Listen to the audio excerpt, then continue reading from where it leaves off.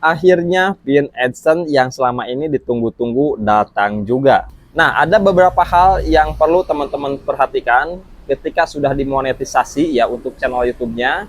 Nah, ada beberapa hal juga yang harus teman-teman perhatikan, jangan sampai berakibat fatal.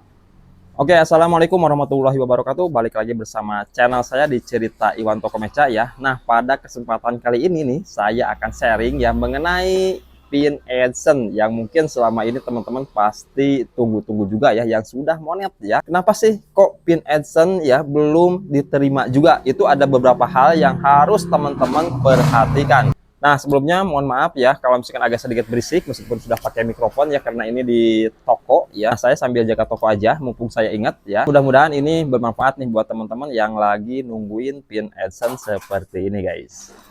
Oke, jadi apa aja sih yang menyebabkan pin AdSense itu belum kita terima ya, padahal channel YouTube kita sudah dimonet gitu kan, tapi sudah lama belum kunjung juga pin AdSense-nya. Nah, ya sebelum pin AdSense ini dikirim oleh pihak AdSense-nya, teman-teman ya, ada beberapa hal yang harus teman-teman perhatikan juga ya.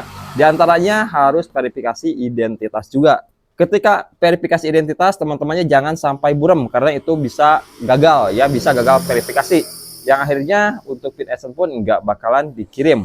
Nah, sesuai pengalaman saya ketika verifikasi IDV-nya itu ya, ataupun verifikasi identitasnya, untuk identitasnya itu buram ya, akhirnya tidak terbaca. Kemudian akhirnya saya memperpanjang lagi KTP ya, dan SIM juga. Waktu itu saya pakai SIM teman-teman ya, udah saya perpanjang dulu SIM dan akhirnya berhasil setelah saya mengajukan ulang kembali.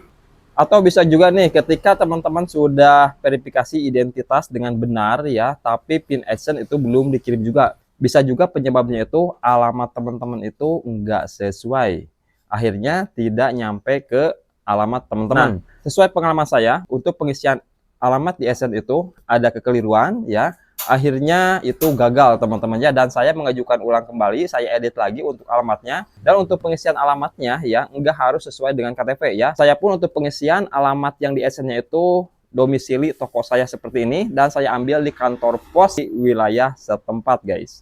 Nah, kalau misalkan teman-teman udah verifikasi identitasnya dengan benar, kemudian pengisian alamat dengan benar, nah nanti teman-teman itu dapat notif ya dari AdSense-nya untuk lamanya pengiriman pin AdSense ini sampai ke alamat teman-teman itu biasanya 3 sampai dengan 4 minggu.